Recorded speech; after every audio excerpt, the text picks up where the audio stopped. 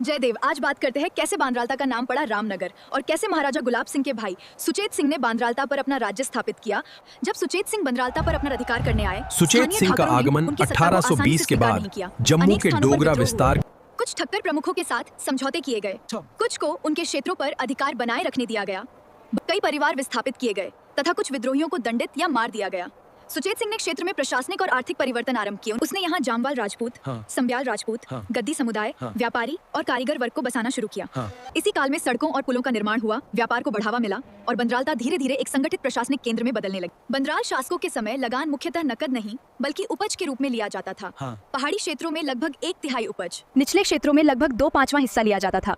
इसके अतिरिक्त दुआरू नामक कर भी लिया जाता था, जिसमें प्रति घुमाऊ लगभग 4 आने वसूले जाते थे। हालांकि ठक्कर इन करों से मुक्त थे, क्योंकि उनसे युद्ध काल में सैन्य सेवा ली जाती थी तथा उन्हें विद्रोह से दूर रखने के लिए कर मुक्ति दी जाती थी। बाद में सुचेत सिंह ने भी इसी प्रकार की कर व्यवस्था को जारी रखा और इसके समय जब गद्दी समुदाय यहाँ आकर बसने लगा, तब उनसे प्रतिवर्ष प्रत्येक 100 भेड़ बकरियों पर 2 वर्ष का एक मेमना या बकरा लिया जाता था। गुज्जरों से प्रत्येक पशु पर प्रतिवर्ष लगभग 2 सेर घी कर के रूप में लिया जाता था। इसके अतिरिक्त पशु कर, चराई कर, कपास, गन्ना और भांग पर कर लिया जाता था। यह क्षेत्र कृषि की दृष्टि से कठिन था, भूमि पथरीली थी, वर्षा अत्यधिक होती थी। राजा सुचेत सिंह ने बंदरालता का नाम बदलकर रामनगर रखा। 1843 में इनकी मृत्यु के बाद रामनगर की जागीर उनके दत्तक पुत्र महाराजा रणवीर सिंह के अधीन चली गई। डोगरा काल में यहाँ प्रशासनिक विकास, निर्माण कार्य हुआ।